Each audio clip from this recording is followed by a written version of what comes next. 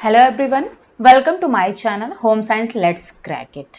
तो आज हम कुछ और प्रीवियस ईयर के क्वेश्चंस लेकर के आए हैं जो कि आपके टीजीटी होम साइंस से हैं। ठीक है, तो चलिए फिर इसको हम स्टार्ट करते हैं और फटाफट इसको कंप्लीट करते हैं और साथ में हम सारे ऑप्शन को भी डिस्कस करते हुए चलेंगे। ओके, तो सबसे पहला क्वेश्चन है। अच्छा, यहाँ पर क्वेश्चन की नंबरिंग पर मत जाइएगा, ठीक है, क्योंकि हमने इसको किसी तरीके से मैनेज किया हुआ है कहीं से कट पेस्ट करके। तो चलिए फिर क्वेश्चन के नंबरिंग पर मत जाइए, हम बस क्वेश्चन और उसके ऑप्शन पर ध्यान दीजिएगा। तो पहला क्वेश्चन है कि नवजात शिशु की हृदय गति कितनी होती है। The heart rate of infant is. पहला ऑप्शन है 70 to 90, फिर 80 to 100, 90 to 110 और फिर 120 to 140। तो इसका मैं बता दूं कि इसका जो राइट आंसर है वो है कि आपका जो इसकी हार्ट रेट होती है वो होती है 120 to 140। तो ये आपने भी पढ़ा होगा कि जो नवजात शिशु है यानी जो इन्फेंट है, तो उसकी जिसकी की एज जो होती है 0 to 2 ईयर्स, इन्फेंट की एज ऐसा माना जाता है। ठीक है, 0 से लेकर के 2 साल तक के बच्चे इन्फेंट कहलाते हैं।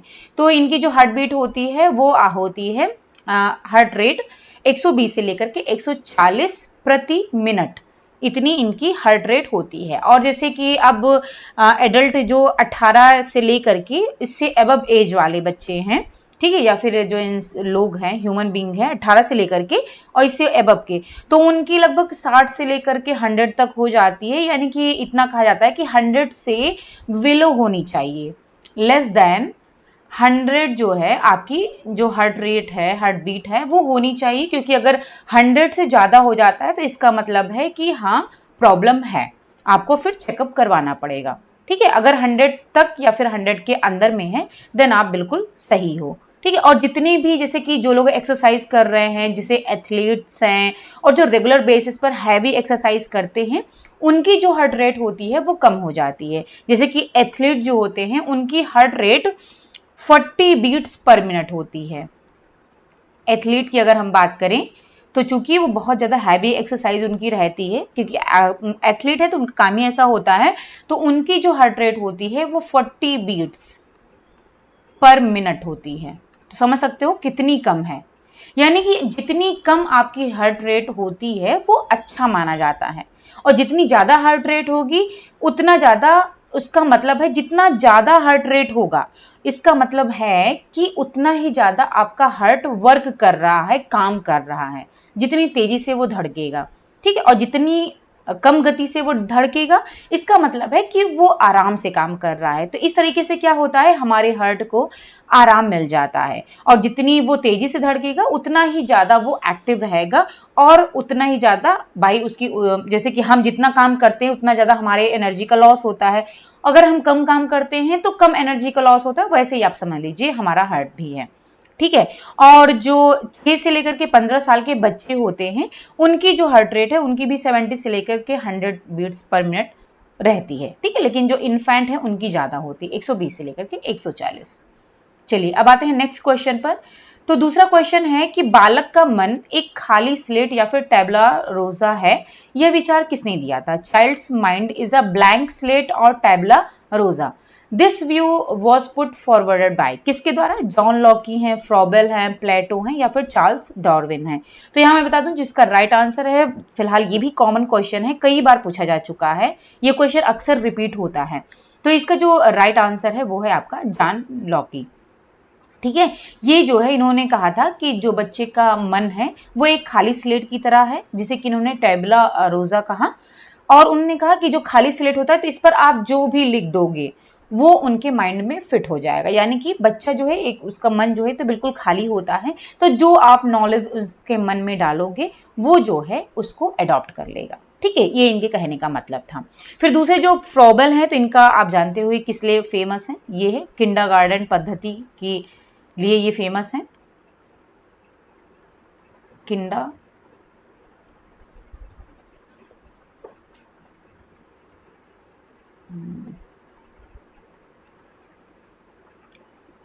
ठीक है, किंडरगार्टन पद्धति ये इनके द्वारा दी गई है, फ्रॉबेल के द्वारा दी गई है।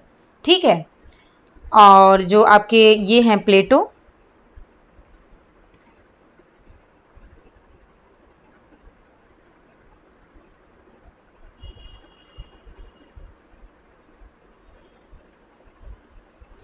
प्लेटो और क्या बोलते हैं,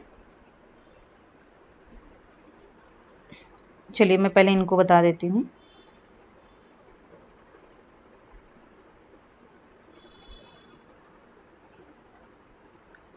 किंडर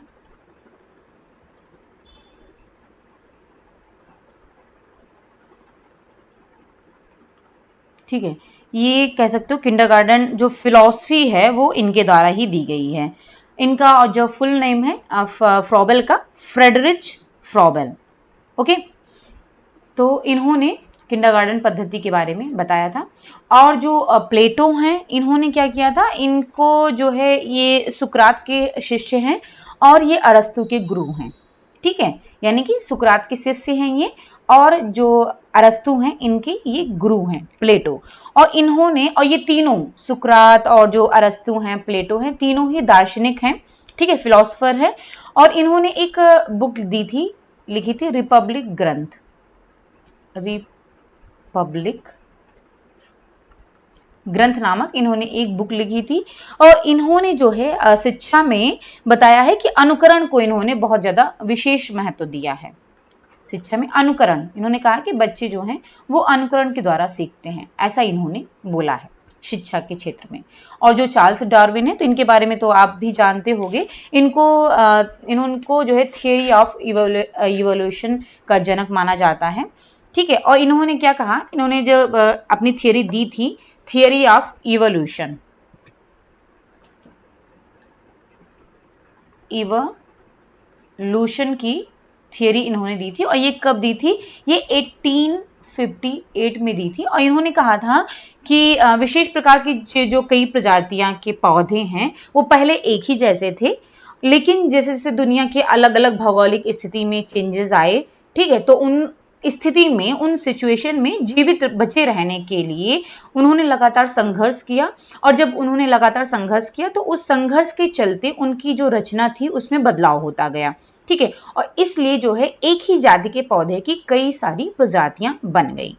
तो इस तरीके से इन्होंने प्रकृति क्रमिक परिवर्तन के द्वारा अपना, इन्होंने कहा कि जो प्रकृति है वो क्रमिक परिवर्तन के द्वारा अपना विकास करती है। ठीक है, इन्होंने ये कहा कि यानी कि क्रमिक परिवर्तन यानी कि लगातार एक क्रम में जो है परिवर्तन होता जाता है, और धीरे उसमें जो है फिर चेंजेस आते जाते हैं, और इस तरीके से उनका डेवलपमेंट भी होता जाता है। और फिर इन्हीं के सिद्धांत पर, जो इन्होंने थियरी ऑफ इवोल्यूशन दिया, उसी के सिद्धांत पर ही आधुनिक जो जीव विज्ञान है उसकी नींव पड़ी। ओके, तो इसलिए इनको थियरी ऑफ इवोल्यूशन का जनक कहा जाता है, ये एक महान वैज्ञानिक माने जाते हैं। फिर आता है नेक्स्ट क्वेश्चन कि सर्वोत्तम महत्वपूर्ण संकेतकों में से एक है, one of the best vital indicators is. पहला है अशोधित मृत्यु दर यानी कि क्रूड डेथ रेट, दूसरा है शिशु मृत्यु दर, इन्फेंट मोर्टालिटी रेट, तीसरा है मातृत्व मृत्यु दर यानी कि मैटरनल मोर्टालिटी रेट, और चौथा है बाल मृत्यु दर यानी कि 0 to 5 years child mortality rate. तो इसमें राइट आंसर बताना है। अच्छा, इसको जो शिशु मृत्यु दर है इसको शॉर्टकट में लिखते हैं IMR, इसको लिखते हैं MMR, और इसको लिखते हैं CMR। तो ध्यान दीजिएगा, कहीं भी अगर जैसे मान लीजिए इसका फुल फॉर्म नहीं दिया हुआ है, इस तरीके से लिखा हुआ है, तो इसका मतलब यही होगा, infant mortality rate, maternal mortality rate और चाइल्ड मोर्टालिटी रेट। ओके, तो इसका जो right answer, one of the best vital indicators, वो है आपका बाल मृत्यु दर। क्योंकि जैसे अब ये आपका क्रूड डेथ रेट है, तो इसके अंदर आपके जो है मदर और बच्चे दोनों का आ जाता है, यानी कि दोनों का जो डेथ रेट है वो इसके अंदर इसको कैलकुलेट किया जाता है, आप कह सकते हो एग्जामिन किया जाता है। ठीक है, तो ये इसमें यहाँ पर बेस्ट वाइटल इंडिकेटर पूछा गया है। ठीक है, तो ये अशोधित मृत्यु दर, ये क्रूड डेथ रेट यहाँ पर नहीं होगा। ओके, फिर इसके बाद में जो इन्फेंट मोर्टालिटी रेट है, तो ये जो इन्फेंट मोर्टालिटी रेट है ये आपका बच्चों का जो होता है 0 से लेकर के 1 साल तक के जो बच्चे होते हैं उनके लिए होता है। तो इस वजह से जो है इसमें सिर्फ जो 1 वर्ष से कम आयु के बच्चे हैं उनकी मृत्यु के बारे में पता लगाया जाता है, यानी आप कह सकते हो वो रेट है, दर है। तो और जो ये मैटरनल मोर्टालिटी रेट है, इसमें मातृत्व मृत्यु दर को जो है उनके दर को पता लगाया जाता है। और चाइल्ड मॉर्टेलिटी रेट में तो 0 से 5 साल के जो बच्चे होते हैं। अच्छा, इनका जो ये किस तरीके से निकाला जाता है, तो इनका भी एक फॉर्मूला रहता है। जैसे कि जो चाइल्ड मॉर्टेलिटी रेट है तो उनका जो फॉर्मूला होगा किस तरीके से निकालते हैं, इनमें चाइल्ड मॉर्टेलिटी रेट में 0 से 5 साल के जो बच्चे हैं तो उसमें होगा कि 0 to 5 यानी कि 5 साल के अंदर 0 to 5 वर्ष के बीच में बाल मृत्यु संख्या, यानी कि 0 से 5 साल के बीच में जितने बच्चों की मृत्यु हुई है एक साल के अंदर, ठीक है, एक साल के अंदर 0 से 5 साल के अंदर जितने बच्चों की मृत्यु हुई है उसको फिर डिवाइड कर देंगे उस एक साल के अंदर सेम एज के जीवित जन्मे बच्चों की संख्या और उसको फिर इंटू 1000 कर देंगे, तो जो है बाल मृत्यु दर निकल आएगा। इसी तरीके से जो इन्फेंट मॉर्टेलिटी रेट है वो भी निकाला जाता है, बस केवल इसमें एज चेंज हो जाती है।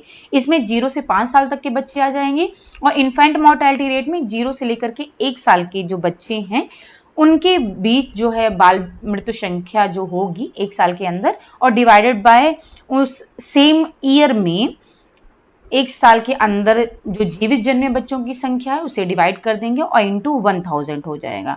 और जो आपका चाइल्ड मॉर्टेलिटी रेट है इसको मैंने बता दिया। और जो मैटरनल मॉर्टेलिटी रेट है इसमें क्या होता है, गर्भावस्था और बच्चे को जन्म के दौरान जो मातृ मृत्यु संख्या यानी कि माँ की जो मृत्यु संख्या है एक साल के अंदर वो डिवाइडेड बाई कर देंगे एक साल में जो जीवित जन्मे बच्चों की संख्या है और इंटू 1 लाख कर देंगे। यानी कि जैसे जो इन्फेंट मॉर्टेलिटी रेट है और जो चाइल्ड मॉर्टेलिटी रेट है, यानी कि बच्चों का जो मॉर्टेलिटी रेट निकाला जाता है वो 1000 में निकाला जाता है और जो मैटरनल मॉर्टेलिटी रेट निकाला जाता है वो 1 लाख में 1 लाख के अंदर निकाला जाता है, यानी कि इसको 1 लाख से इंटू कर देंगे। ठीक है, तो इस तरीके से जो है ये जो है निकाला जाता है रेट, इन्फेंट, चाइल्ड मॉर्टेलिटी और मैटरनल मॉर्टेलिटी। फिर इसके बाद में नेक्स्ट क्वेश्चन आ जाएगा कि एक हल्का कार्य करने वाली स्त्री के लिए ऊर्जा की संस्तुत आहारीय आवश्यकता है, यानी कि recommended dietary allowance of energy for an adult sedentary women 2130 kilo calorie, 16 से 60 दिया है, 27-20 दिया है, 21-10 दिया है। तो ये जो मैंने यहाँ पर जैसे चूंकि ये आपका प्रीवियस ईयर का क्वेश्चन था तो वहां पर उस जो 2010 का आरडीए था तो उसके अकॉर्डिंग यहाँ पर किलो कैलोरी दी गई थी। मैंने यहाँ पर इसको चेंज कर दिया है, मैंने इसको यहाँ पर जो 2020 की किलो कैलोरी रिक्वायरमेंट है वो ऑप्शन में डाल दिया है। तो यहाँ पर आपको बताना है, यहाँ पर जो आपको आरडीए बताना है वो 2020 जो आरडीए है 2020 का आईसीएमआर के द्वारा दिया गया है उसके अकॉर्डिंग आपको बताना है। तो यहाँ पर जो एक सीडेंटरी विमेन है, एडल्ट सीडेंटरी विमेन यानी कि हल्का कार्य करने वाली जो महिला है उसका बताना है। तो इसका जो राइट आंसर होगा एक सीडेंटरी विमेन का, वो आपका राइट आंसर है ये 1660 किलो कैलोरी, ये सीडेंटरी विमेन की कैलोरी है। ठीक है, अब यहाँ पर मैंने मॉडरेट की भी इंक्लूड की हुई है, मॉडरेट विमेन की, तो ये वाली जो है आपकी वो मॉडरेट विमेन की है, मॉडरेट विमेन के लिए किलो कैलोरी। नहीं, सीडेंटरी जो हल्का कार्य कर रही है, फिर जो मॉडरेट विमेन का मतलब है जो कि मीडियम वर्कलोड वाला काम कर रही है, और जो हैवी वर्कलोड वाला काम कर रही है वो है आपका ये हैवी वर्कर हैं, हैवी विमेन वर्कर। ठीक है, जो हैवी वर्क कर रही हैं उनके लिए 2720 किलो कैलोरी की जरूरत पड़ती है, और जो मीडियम वर्क का काम कर रही हैं उनके लिए 2130 किलो कैलोरी की जरूरत पड़ती है, और सीडेंटरी के लिए तो 1660 है। और जो यहाँ पर 2110 दिया है ये सीडेंटरी मैन का है, यानी कि एक हल्का कार्य करने वाला जो है महिला नहीं, यहाँ पर पुरुष हो जाएगा। ठीक है, एक सीडेंटरी मैन के लिए जो होता है 2110 किलो कैलोरी होता है, और मॉडरेट मैन के लिए यानी कि जो मीडियम काम कर रहा है पुरुष, उसके लिए जो किलो कैलोरी की रिक्वायरमेंट होगी वो 2710 होगी, और जो हैवी वर्कर है मैन में उनके लिए होगी ये 3470 यानी कि 3470 किलो कैलोरी। तो यहाँ पर मैंने मैन और विमेन दोनों को किलो कैलोरी बता दी है, और ये अकॉर्डिंग टू 2020 आरडीए के अकॉर्डिंग है। ठीक है, तो इसको जरूर आप तैयार कर लीजिएगा क्योंकि ये क्वेश्चन आ सकता है। और इसके अलावा मैंने बताया कि जो 2020 का आरडीए है उसमें और भी चीजें हैं, तो आरडीए आप एग्जाम से पहले जरूर से जरूर देख लीजिएगा, तैयार कर लीजिएगा। चलिए अब आते हैं नेक्स्ट पर। तो व्यक्तित्व का मनोलैंगिक सिद्धांत किसने प्रस्तुत किया? Psychosexual theory of personality was formulated bye, किसके द्वारा? तो सिगमंड फ्रॉयड है ऑप्शन में, एरिक एरिक्सन है, लेविन है और प्याजे हैं। तो इसमें जो आपकी राइट आंसर है वो है आपका सिगमंड फ्रॉयड। ठीक है, तो इन्होंने साइकोसेक्सुअल थियरी के बारे में बताया था सिगमंड फ्रॉयड ने, और जो एरिक एरिक्सन है इन्होंने बताया था साइको सोशल थियरी, ये इन्होंने दी थी। यानी कि मनोसामाजिक सिद्धांत जो है आपका एरिक एरिक्सन के द्वारा दिया गया था और सिगमंड फ्रॉयड के द्वारा साइकोसेक्सुअल थियरी। और जो लेविन है तो इनका जो पूरा नाम है वो है कर्ट लेविन, जो पूरा नाम है इनका। ठीक है, कर्ट लेविन। अब इन्होंने क्या बताया था? इन्होंने जो है अधिगम का क्षेत्र सिद्धांत दिया है, फील्ड थियरी ऑफ लर्निंग इन्होंने दी है, अधिगम का क्षेत्र सिद्धांत इन्होंने दिया है। इंग्लिश में इसको कहते हैं फील्ड थियरी ऑफ लर्निंग, ये कर्ट लेविन के द्वारा दिया गया है। और इन्होंने जो है कहा है कि जो सीखना यानी कि लर्निंग वो व्यक्तिगत कारक और जो पर्यावरणीय कारक है उनके गुणनफल का परिणाम है, ऐसा इन्होंने बोला है। और इन्होंने 3 मुख्य कारक बताए हैं, भय, लक्ष्य और बाधा, यानी कि थ्रेट, गोल और बैरियर। ये इन्होंने 3 मुख्य कारक बताए हैं अपने अधिगम के क्षेत्र सिद्धांत में। ठीक है, तो ये हो गया कर्ट लेविन के बारे में। अब जो प्याजे हैं, तो प्याजे को तो आप सभी लोग जानते हो, इन्होंने क्या दिया है? इन्होंने अब जो थियरी दी है वो है कॉग्निटिव डेवलपमेंट थियरी, ये इनके द्वारा दी गई है, प्याजे के द्वारा। ठीक है, और इन्होंने अलग अलग इसको बताया है, तो अभी हम आगे उसको पढ़ते हैं डिटेल में। ठीक है, अभी आप इतना जान लो, आगे क्वेश्चन है तो उसमें हम आपको डिटेल में बताते हैं। अब यहाँ पर जो एरिक एरिक्सन यानी कि साइकोसोशल जो थियरी दी गई है इनके द्वारा, तो उसके बारे में थोड़ा सा देख लेते हैं। ये आप देख सकते हो, ठीक है, ये है एरिक एरिक्सन के द्वारा दी गई है। अब यहाँ पर आप ये देख सकते हो कि इन्होंने जो एरिक एरिक्सन ने साइको सोशल थियरी दी हुई है, तो इसमें इन्होंने 8 स्टेप्स बताए थे, यानी कि इनकी थियरी में 8 स्टेजेस हैं। जो पहला है वो है इन्फेंसी, ठीक है, जिसमें कि इन्होंने बताया है ट्रस्ट वर्सेस मिसट्रस्ट के बारे में। फिर दूसरा स्टेज है मैच्योरिटी, इसमें इन्होंने गलत हम जा रहे थे, पहला इन्फेंसी है। दूसरा है अर्ली चाइल्डहुड, जिसमें autonomy versus shame and doubt के बारे में इन्होंने बताया। तीसरा है प्री स्कूल यानी कि इनिशिएटिव वर्सेस गिल्ट। चौथा है school age industry versus inferiority. फिर उसके बाद में एडोलसेंस स्टेज है, जिसमें आइडेंटिटी वर्सेस रोल कंफ्यूजन आ जाता है। फिर है young adulthood, intimacy versus isolation आ जाता है। मिडिल एडल्टहुड में इनका जनरेटिविटी वर्सेस स्टैग्नेशन आ जाता है। और लास्ट में है आपका मैच्योरिटी यानी कि ईगो इंट्रीगिटी वर्सेस डिस्पेयर। तो इन्होंने इस तरीके से बताया कि पहले इन्फेंसी का एज आता है, जिसमें कि अगर बच्चे में जो माँ है जो कि उसकी केयर टेकर है, माँ हो या फिर कोई और हो, अगर उसके प्रति बच्चे का एक बार विश्वास डेवलप हो जाता है, ट्रस्ट उसके प्रति हो जाता है, तो वो डेवलप्ड हो जाता है और वो आगे के फ्यूचर के लिए उसके लिए काम आता है। अगर मान लीजिए ऐसा नहीं हो पाता तो उसका अपने माँ के या फिर केयर टेकर के प्रति मिसट्रस्ट डेवलप हो जाता है। फिर अर्ली चाइल्डहुड में क्या होता है, अगर जो है ट्रस्ट डेवलप होता है तो ऑटोनॉमी यानी कि वो खुद से कुछ करने की कोशिश करने लगता है। और अगर मिसट्रस्ट हो जाता है यानी कि अब उसको विश्वास नहीं है केयर टेकर पर, तो आगे क्या होता है, फिर धीरे धीरे उसको अपने ऊपर जब वो कुछ काम नहीं कर पाता है, क्योंकि पहले से अविश्वास उसके अंदर आ गया है, तो अब उसे खुद पर भी विश्वास नहीं रह जाता है और वो कोई भी काम अगर नहीं कर पाता तो उसे शर्म आती है, डाउट होता है कि वो कर भी पाएगा या फिर नहीं कर पाएगा। फिर प्री स्कूल का एज आ जाता है, जब वो स्कूल से जस्ट पहले वाली जो स्टेज रहती है उसमें अब चूंकि ऑटोनॉमी अगर डेवलप हो गई यानी कि उसको अपने ऊपर विश्वास आ गया कि हाँ वो कुछ कर सकता है, तो वो फिर कुछ इनिशिएटिव डालता है, कुछ स्टार्ट करने की, कुछ काम करने की कोशिश करेगा, यानी कि उसको स्टार्ट करेगा।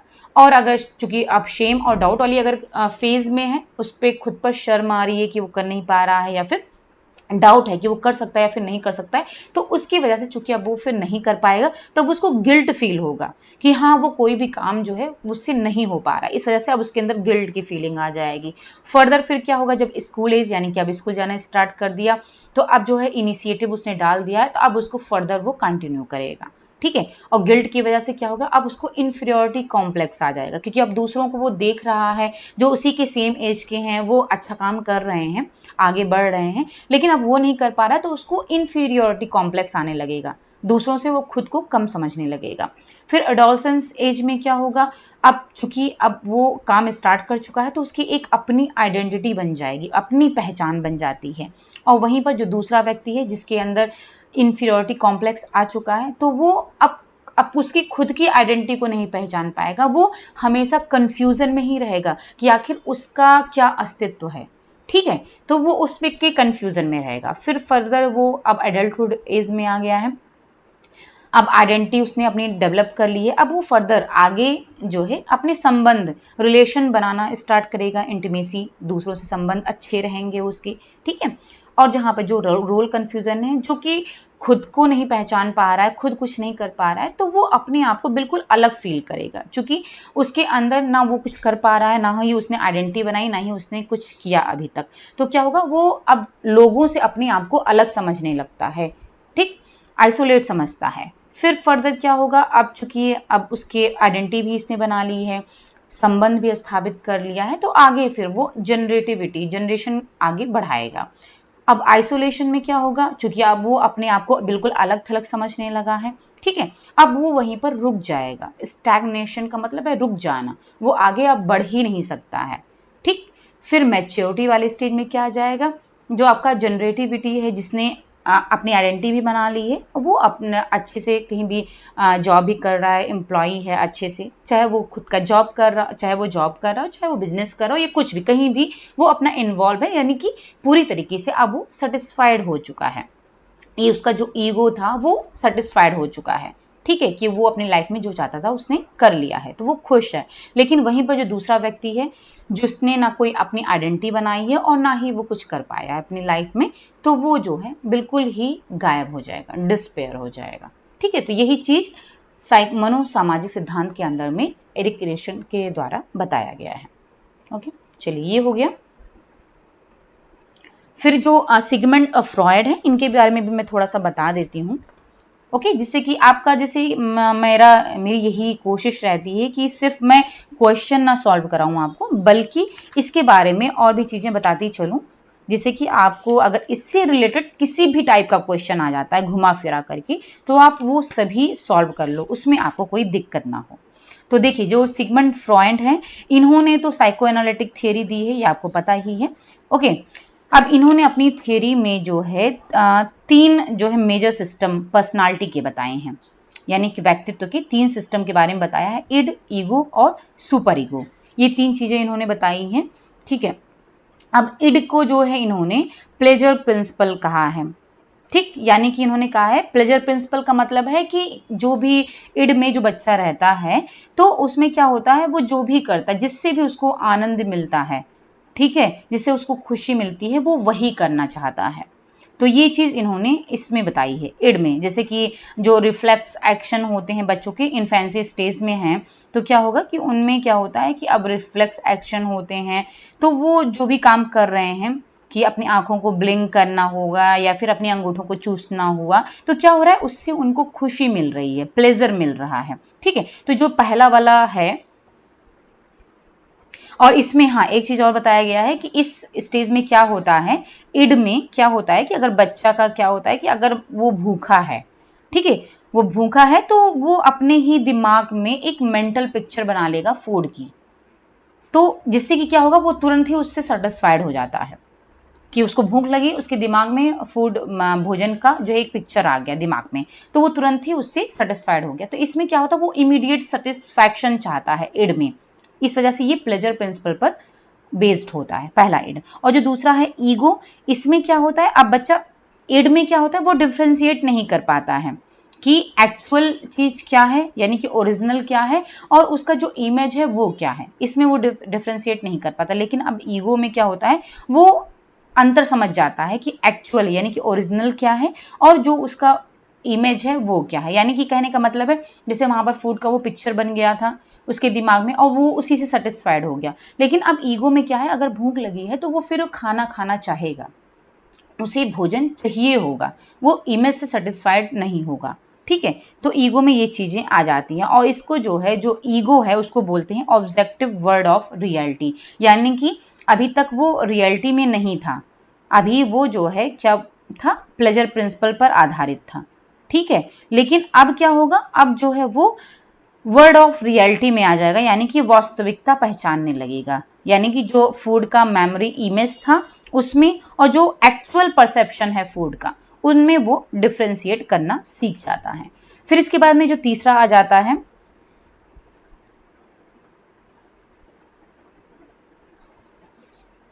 अब इसके बाद में तो जो दूसरा है ईगो, वो रियलिटी प्रिंसिपल पर काम करता है। जो पहला देखिए ये इसी में से क्वेश्चन आता है, ये पूछा जाता है जो इड ईगो और सुपर ईगो है वो किस प्रिंसिपल पर आधारित है। तो जो आपका इड है वो इड ये आपका प्लेजर प्रिंसिपल पर आधारित होता है, प्लेजर प्रिंसिपल पर। ठीक है, और जो ईगो है वो रियलिटी प्रिंसिपल पर आधारित होता है। ठीक है, और तीसरा होता है सुपर ईगो, इड ईगो और सुपर ईगो। ये मैं सिगमंड फ्रॉइड का बता रही हूं। ठीक है, तो 3 होता है। अब जो तीसरा है वो जो सुपर ईगो है उसमें क्या होता है, वो रियल मतलब इसमें अब क्या होगा, जो तीसरा वाला होता है सुपर ईगो में, अब वो सोशली यानी कि सामाजिक रूप से वो इन्वॉल्व होने लगता है। ठीक है, अब इसमें उसके अंदर मॉरलिटी आ जाती है, तो ये कह सकते हो कि ये मॉरल प्रिंसिपल पर आधारित होता है। मॉरलिटी यानी कि उसके अंदर अब नैतिकता आ जाएगी, अब वो समाज में क्या चीजें गलत हैं क्या सही हैं, ठीक है, अब उसको वो समझने लगता है। आइडियल जो है मतलब आदर्शवाद वाली फेज इसके अंदर आ जाती है। अब रियलिटी नहीं कि क्या रियल है, जो सच है उसी का हमें करना है। ठीक है, अब इसमें जो है अब उसके अंदर वो परफेक्शन चाहिए होता है, ना ही उसको प्लेजर चाहिए होता है और ना ही रियलिटी चाहिए होता है, बल्कि अब वो एक आइडियल फेज में आ जाता है। ठीक है, चलिए ये हो गया।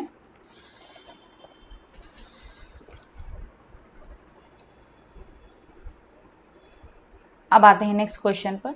अब इसमें है कि निकट दूर क्रम में क्रियात्मक विकास होता है, in proximodistal sequence motor development is taking place. पहला है सिर से पैर की ओर यानी कि फ्रॉम हेड टू टो, दूसरा सिर से छाती तक, हेड टू चेस्ट, केंद्र से परिधि की ओर यानी सेंटर टू पेरिफेरी, और छाती से पैर की ओर यानी कि फ्रॉम चेस्ट टू टो। तो यहाँ पर पूछा गया ये आपका प्रिंसिपल ऑफ डेवलपमेंट से है, उसी में एक प्रिंसिपल है प्रोक्सिमो डिस्टल सीक्वेंस यानी कि क्रमिक सिद्धांत का जो प्रिंसिपल है वो उसके अंदर आ जाता है।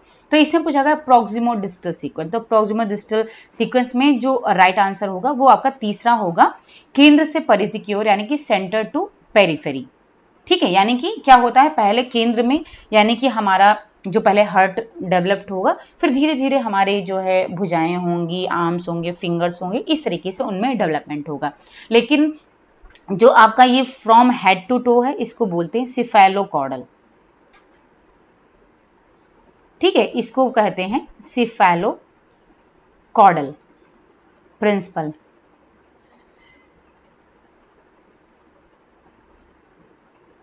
तो सिफेलोकॉर्डल में हेड टू टो होता है, यानी कि सबसे पहले ऊपर से लेकर के नीचे डेवलपमेंट होता है। पहले आपका दिमाग ये डेवलप होता है, फिर धड़ हो गया और फिर नीचे का पार्ट हमारा डेवलप होता है।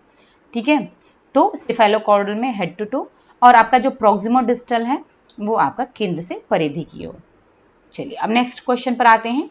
ये है पार्कर के अनुसार मानव व्यवहार की प्रेरणात्मक मूल्य है। According to Parker motivating values of human behaviour are, पहला आराम, स्वास्थ्य, खेल, प्रेम, ज्ञान की इच्छा, महत्वाकांक्षा, या फिर उपरोक्त सभी। तो इसका जो राइट आंसर है वो है सभी, इसमें सब कुछ आ जाएगा।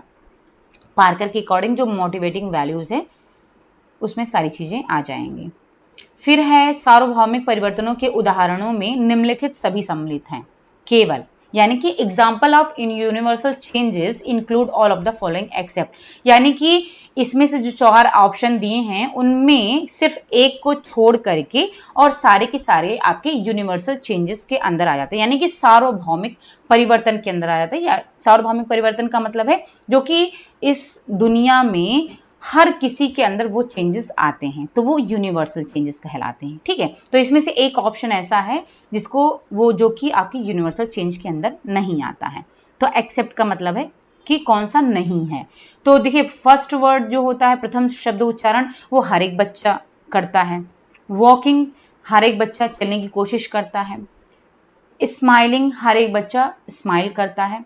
लेकिन जो रीडिंग वाला ऑप्शन है ये नहीं है, यानी कि जो इसमें से बताया गया है कि एक जो कि यूनिवर्सल चेंज के अंदर नहीं आता है, तो जरूरी नहीं है कि हर बच्चा बड़ा होकर के रीडिंग पढ़ना ही चाहे।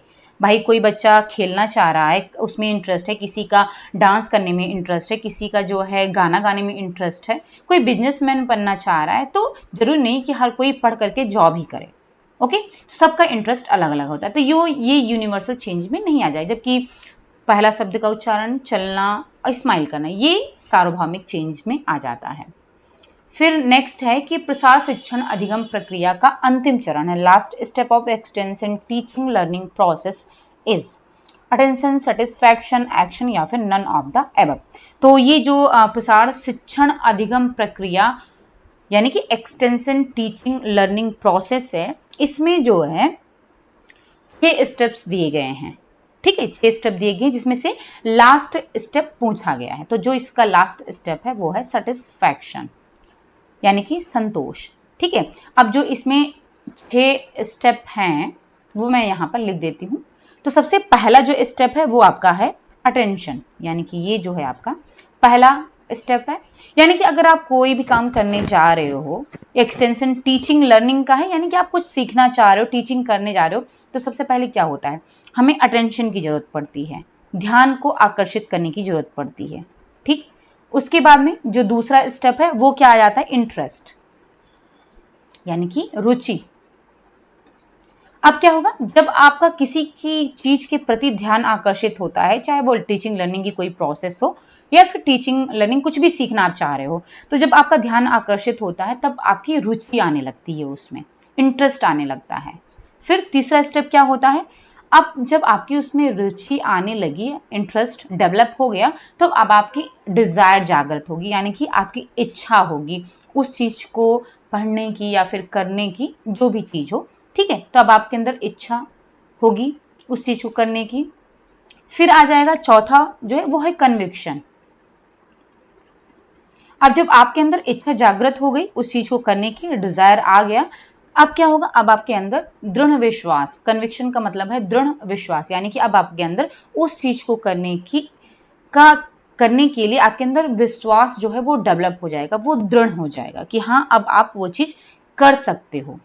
फिर इसके बाद में जो 5वां स्टेप है वो आ जाता है एक्शन। अब जब आपके अंदर ये ट्रस्ट डेवलप हो गया, आपको ये विश्वास हो गया कि हाँ आप उस चीज को कर सकते हो, जिसमें आपका इंटरेस्ट है, उसके लिए आपकी इच्छा भी है, तो आप उस चीज को कर सकते हो, तो अब आप उसको अपने एक्शन में लेकर के आओगे, यानी कि उस पर काम करना स्टार्ट कर दोगे। और जब आप उसको काम करते हो, क्योंकि अब आपको विश्वास है, उसमें रुचि भी है और आप उस पर काम भी कर रहे हो, तो लास्टली आपको क्या मिलता है, उससे आप सेटिस्फाइड होते हो, संतोष मिलता है। तो ये आपका लास्ट स्टेप होता है, यानी कि ये है 6वां स्टेप। ठीक, तो ये 6 स्टेप हैं एक्सटेंशन टीचिंग लर्निंग प्रोसेस के। ओके, और इसको किसके द्वारा दिया गया है, तो ये है आपका विल्सन एंड गैलप के द्वारा ये दिया गया है 6 स्टेप 1955 में। चलिए अब आते हैं नेक्स्ट क्वेश्चन पर। नेक्स्ट है कि परिधान में क्षैतिज रेखाएं जचेंगी, horizontal lines in garments will suit, पतली स्त्री पर, लंबी और मोटी पर या फिर इनमें से कोई नहीं। तो इसका राइट आंसर है, जाहिर सी बात है, परिधान में क्षैतिज रेखाएं यानी कि हॉरिजॉन्टल लाइंस, तो वो पतली स्त्री पर जचेंगी। ठीक है, जो पतली स्त्री है, थिन विमेन है, उस पर हॉरिजॉन्टल लाइंस जचेंगी, यानी कि पतली स्त्री को हॉरिजॉन्टल लाइंस पहनना चाहिए। इससे क्या होगा, हॉरिजॉन्टल लाइंस से जो व्यक्ति है अगर बहुत पतला है तो वो थोड़ा सा हेल्दी दिखाई पड़ेगा। ठीक है, और लंबी लंबी भी सही है, लंबी भी पहनते हैं, लेकिन यहाँ पे चूंकि लंबी एवं मोटी दिया हुआ है तो इस वजह से ये ऑप्शन नहीं होगा। मोटी स्त्री के तो बिल्कुल नहीं होगा, ठीक है। और यहाँ भी मोटी स्त्री दिया है, क्योंकि अगर मोटी स्त्री हॉरिजॉन्टल लाइन के कपड़े पहन लेगी ना तो वो और अधिक मोटी लगने लगेगी। तो इसी वजह से जो ओबीस विमेन होती हैं उनको जो हॉरिजॉन्टल नहीं बल्कि लॉन्गिट्यूडनल लंबी रेखाओं वाले, लंबी धारी वाली रेखाओं के कपड़े पहनने चाहिए। इससे वो क्या होती हैं, चूंकि मोटी हैं तो अगर वो लंबी धारी वाली रेखाओं के कपड़े पहनेंगी लॉन्गिट्यूडनल लाइंस के, तो वो जो है थोड़ी सी पतली दिखाई पड़ेंगी। ओके, चलिए अब आते हैं नेक्स्ट क्वेश्चन पर। प्रसार शिक्षा के सिद्धांत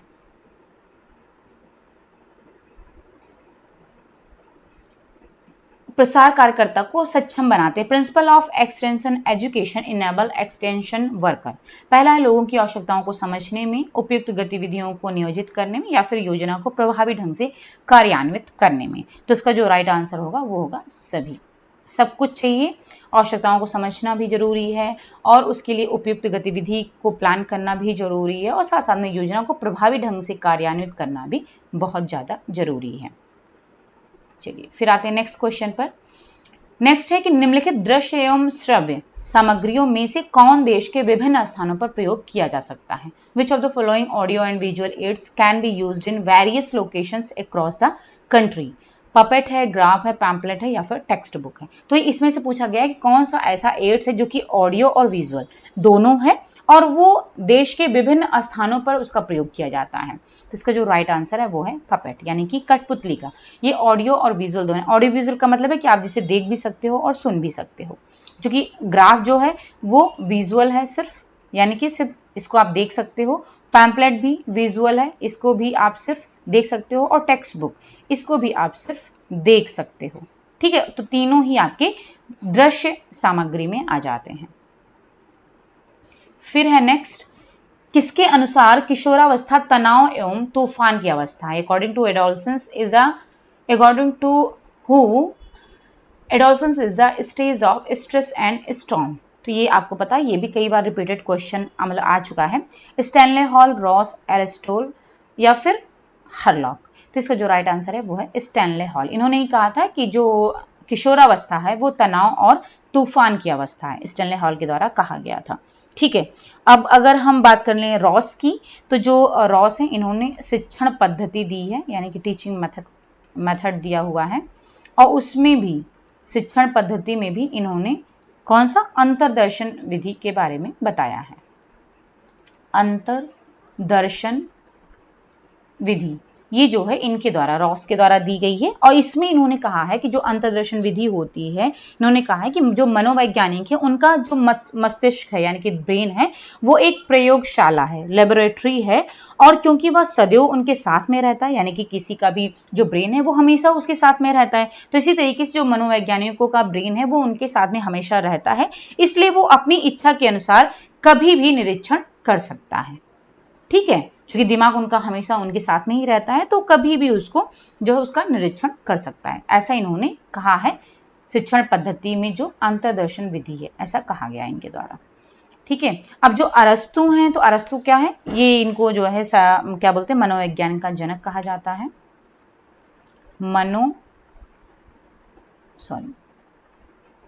मनोविज्ञान का जनक कहते हैं इनको, फादर ऑफ साइकोलॉजी अरस्तु को कहा जाता है, ठीक है। इसके अलावा जो आधुनिक मनोविज्ञान का जनक है वो विलियम जेम्स को कहा जाता है। मनोविज्ञान का जनक अरस्तु कहते हैं और आधुनिक मनोविज्ञान का जनक उसको वो विलियम जेम्स को कहते हैं और जो प्रयोगात्मक मनोविज्ञान का जनक वो उंट को कहते हैं, ठीक है। तीनों ही मनोविज्ञान के जनक हैं लेकिन अलग अलग हैं। सिर्फ मनोविज्ञान अरस्तु, आधुनिक विलियम जेम्स और प्रयोगात्मक उंट, ठीक है। तो ये भी क्वेश्चन आ जाते हैं। और जो हरलॉक हैं, तो हरलॉक को आप जानते ही हो कि उन्होंने क्या किया, उन्होंने कई सारी बुक्स दी हैं जिसमें उन्होंने चाइल्ड डेवलपमेंट का सिद्धांत दिया है, ठीक है। बच्चों की वृद्धि और विकास का सिद्धांत इन्होंने प्रिंसिपल बताए हैं और इनकी बुक्स भी हैं चाइल्ड डेवलपमेंट के नाम से और साइकोलॉजी ऑफ चाइल्ड डेवलपमेंट, ठीक है, चाइल्ड डेवलपमेंट एंड ग्रोथ, इस तरीके से इनकी कई सारी बुक्स हैं हरलॉक के द्वारा दी गई हैं। फिर है नेक्स्ट क्वेश्चन, कि प्याजे के संज्ञानात्मक विकास की प्रथम अवस्था है, फर्स्ट स्टेज ऑफ प्याजे कॉग्निटिव डेवलपमेंट इज। पहला है पूर्व संक्रियात्मक अवस्था यानी कि प्री ऑपरेशनल स्टेज, दूसरा है कॉन्क्रीट ऑपरेशन, तीसरा है सेंसरी मोटर और चौथा है फॉर्मल ऑपरेशन स्टेज। तो जो फर्स्ट स्टेज है प्याजे की संज्ञानात्मक विकास की वो है आपकी सेंसरी संवेदी पेशीय अवस्था। तो संवेदी पेशीय अवस्था नाम से ही पता चल रहा है। अच्छा, ये जो स्टेज है सेंसरी मोटर स्टेज, ये इसका जो एज है वो 0 to 2 ईयर का है। ठीक है, इसके बाद में ये पहली स्टेज है, ठीक, ये पहली स्टेज है। दूसरी है प्री ऑपरेशनल, ये दूसरी स्टेज है इनकी जो कि 2 to 7 ईयर है। तीसरी स्टेज है मूर्त संक्रियात्मक यानी कि कॉन्क्रीट ऑपरेशन, ये 7 to 11 है,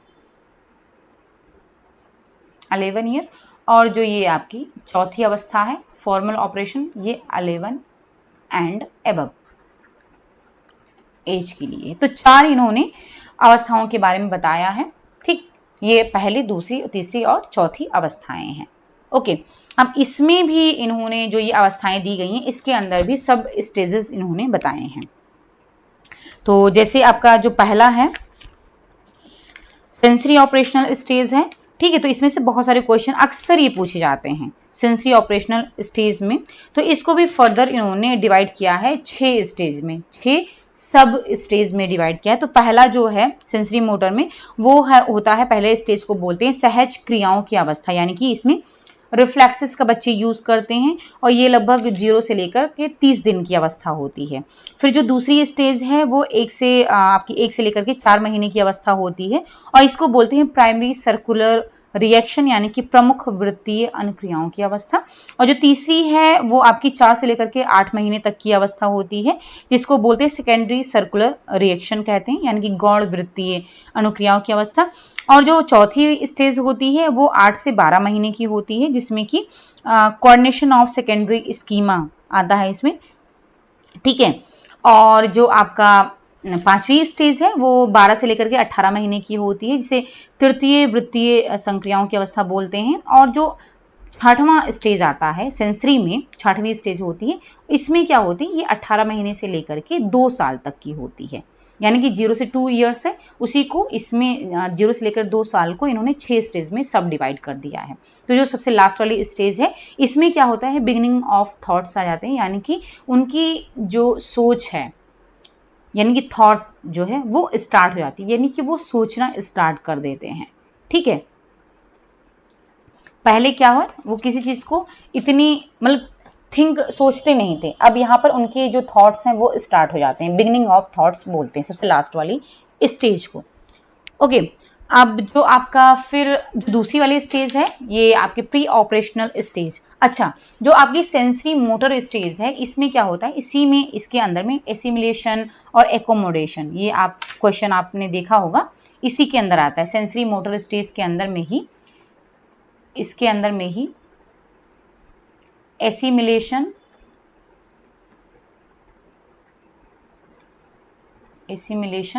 और एकोमोडेशन, ये 2 चीजें आपकी इसके अंदर आ जाती हैं, सेंसरी मोटर स्टेज के अंदर में आ जाती हैं। फिर जो आपकी ये दूसरी वाली अवस्था है प्री ऑपरेशनल स्टेज है, ठीक है, इसमें भी कई सारे जो है आ जाते हैं, इसके अंदर में क्या क्या चीजें हैं। तो इसको जो है जो प्री ऑपरेशनल स्टेज होता है इसमें सिंबॉलिक प्ले बच्चे खेलने लगते हैं। सिंबॉलिक प्ले का मतलब है कि जैसे कि कोई भी वुडन ब्लॉक हो गया, लकड़ी का टुकड़ा हो गया, तो उसको क्या होंगे, उसको वो कार समझ लेंगे, कार समझ करके खेलने लगते हैं। या फिर कोई गोल रिंग हो गई तो उसको जो है कार का पहिया समझ करके खेलने लगते हैं, यानी कि कोई भी ऑब्जेक्ट है उसको किसी चीज से कंपेयर करके वो समझ करके वो खेलने लगते हैं, यानी कि सिंबल के फॉर्म में।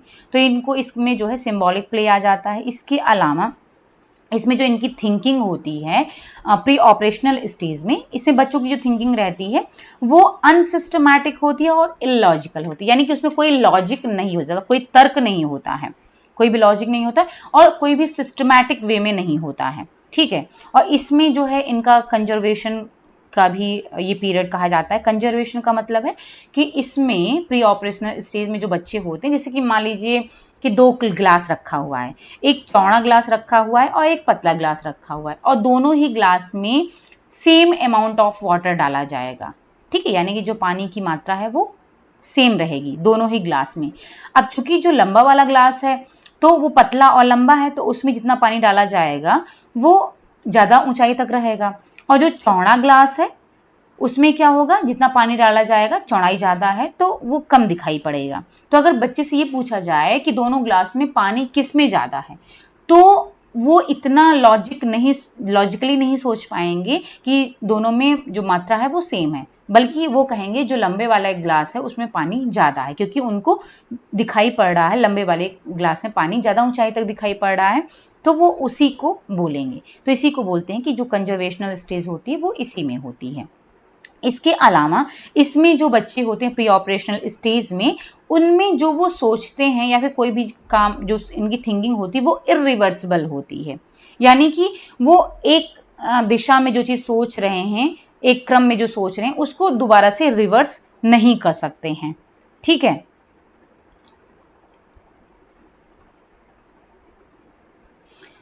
और इसके अलावा इनमें जो बच्चों की थिंकिंग होती है वो ईगो सेंट्रिक होती है, यानी कि सिर्फ वो अपना पॉइंट ऑफ जो व्यू है उनका बस वही वो समझ पाते हैं, दूसरा क्या कह रहा है, दूसरा क्या समझ रहा है, उससे उनको कोई भी मतलब नहीं होता है। ठीक है, तो ईगो सेंट्रिक होता है, यानी कि वो जो खुद सोचते हैं उनको लगता है कि जो उनकी सोच है वही दूसरों की भी सोच है, सब कोई वही सोचता है, तो ईगोसेंट्रिक थिंकिंग होती है। इसके अलावा वो एक टाइम पर एक ही चीज सोच पाते हैं, यानी एक टाइम पर एक ही चीज पर फोकस कर पाते हैं। और इसमें जो है क्या नहीं होता है, इसमें ट्रांसडक्टिव रीजनिंग नहीं होती है बच्चों के अंदर। ठीक है, यानी कि वो जो है किसी पर्टिकुलर से जनरल की ओर और जनरल से पर्टिकुलर की ओर नहीं सोच पाते हैं। ठीक, जैसे कि मान लीजिए कि एक चिड़िया है, तो वो अगर सारी अलग अलग टाइप की चिड़िया बैठी होंगी, ठीक है, तो उनको ये तो पता है कि सारी की सारी वो चिड़िया हैं, सभी बर्ड्स हैं, लेकिन वो ये नहीं बता पाएंगे कि सभी चिड़ियों के में पंख होता है। ठीक है, ये चीज नहीं बता पाएंगे। ये तो पता है कि सारी चिड़िया हैं, लेकिन सभी चिड़ियों के पंख होते हैं ये नहीं बता पाएंगे वो। तो ये चीज है, इतनी चीजें इसमें रहती हैं। ओके, यानी कि इलॉजिकल होता है और अनसिस्टमैटिक होता है, इरिवर्सिबल होता है और कंजर्वेटिव थिंकिंग होती है। तो इतनी चीजें होती हैं। फिर इसके बाद में जो कॉन्क्रीट ऑपरेशनल स्टेज होता है, तीसरी वाली होती है, जो कि 7 से लेकर के 11 साल की होती है। इसमें क्या था, अब जो कि प्री ऑपरेशनल में इरिवर्सिबल थिंकिंग थी, वो अब यहाँ आकर के जब 7 से 11 साल में पहुंचेंगे तो वो रिवर्सिबिलिटी आ जाती है, यानी भी वो किसी चीज को जो है फॉरवर्ड डायरेक्शन में और उसको फिर बैक दोनों तरीके से वो सोच सकते हैं, रिवर्स करके भी सोच सकते हैं।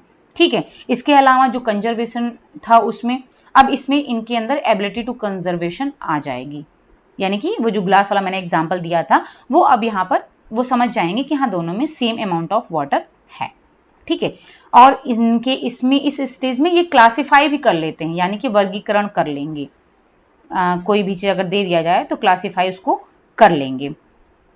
ठीक है, यानी कि उसके रंग के अकॉर्डिंग, उसके साइज के अकॉर्डिंग और उनके शेप के अकॉर्डिंग उसको अलग अलग वर्गीकृत कर सकते हैं इस स्टेज में। और सीरिएशन की भी स्टेज आती है, यानी कि अगर कोई भी चीज उनको सीरीज में लगाने के लिए दे दी जाए तो वो उसको सीरीज में लगा सकते हैं।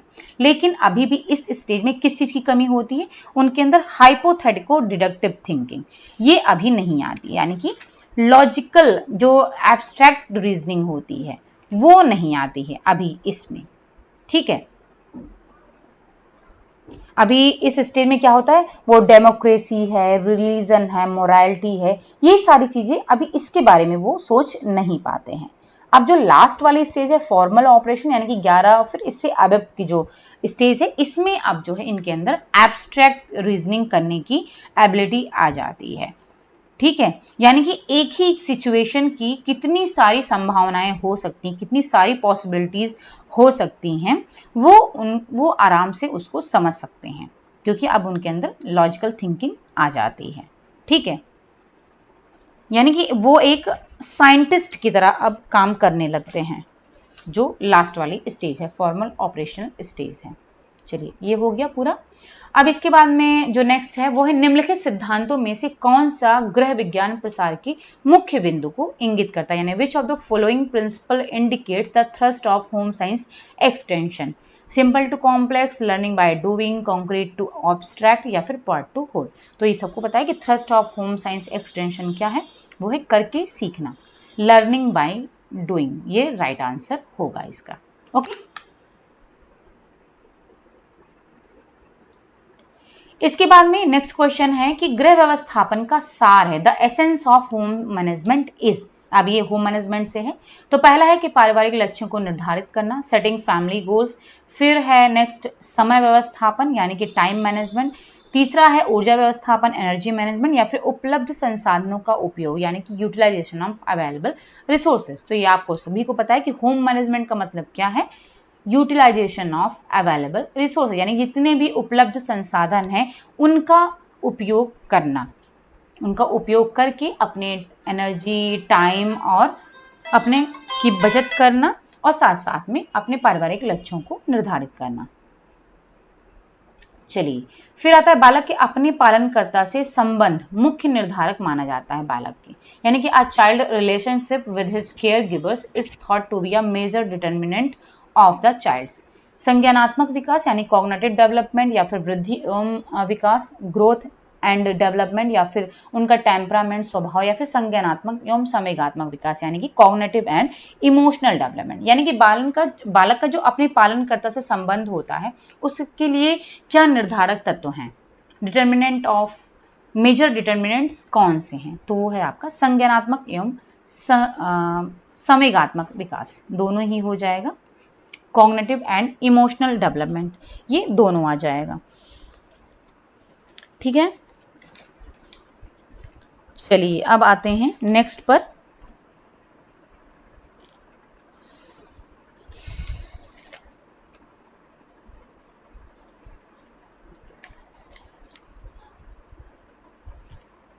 ओके, अब आते हैं नेक्स्ट क्वेश्चन पर।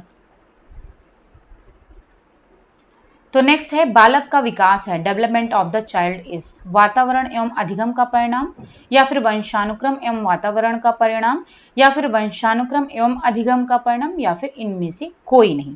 तो इन चारों में से आपको बताना है कि जो बालक का विकास यानी कि डेवलपमेंट होता है वो किसका परिणाम है, इन्वायरमेंट एंड लर्निंग, या फिर हेरिडिटी एंड इन्वायरमेंट, या फिर हेरिडिटी एंड लर्निंग, या फिर नन ऑफ द एबव। तो इसका जो राइट आंसर है वो है हेरिडिटरी एंड इन्वायरमेंट, यानी कि वंशानुक्रम एंड वातावरण का परिणाम है। वंशानुक्रम, हेरिडिटी का मतलब है कि बच्चे जो भी अपने माता पिता के गुण हैं वो उनमें पीढ़ी दर पीढ़ी उनमें ट्रांसफर होता रहता है। ठीक है, तो ये हेरिडिटरी होता है, वंशानुक्रम चलता रहता है। और इन्वायरमेंट, अब जो उनको अपने माता पिता से जो भी गुण मिले हैं, जो भी उनके अंदर क्वालिटीज हैं, गुण हैं, वो जिस जैसा उनको वातावरण मिलेगा वैसे ही उनका आगे विकास होगा।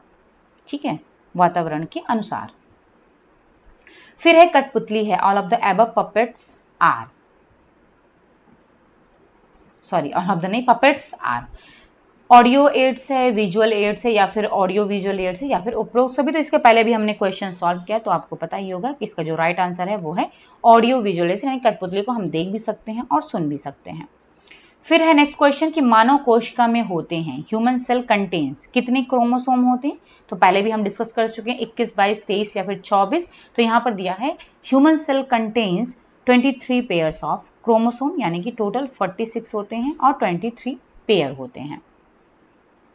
फिर नेक्स्ट क्वेश्चन है कि मनोसामाजिक विकास सिद्धांत प्रतिपादित किया गया, theory of psycho social development was postulated bye.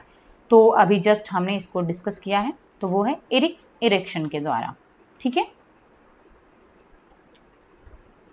चलिए तो ये लास्ट क्वेश्चन था। अब इसके बाद में हम और बहुत सारे आपके प्रीवियस ईयर के क्वेश्चंस लेकर के आएंगे, उसको भी साथ साथ में डिस्कस करते हुए चलेंगे। तो अगर आपको ये वीडियो आप पसंद आया है देन शेयर जरूर करें और लाइक जरूर कर दें। ठीक है, और साथ साथ में अगर अभी तक आपने सब्सक्राइब नहीं किया तो सब्सक्राइब जरूर करें और ज़्यादा से ज़्यादा शेयर करें। ओके, फिर मिलते हैं नेक्स्ट वीडियो में। Thank you so much and bye bye, take care.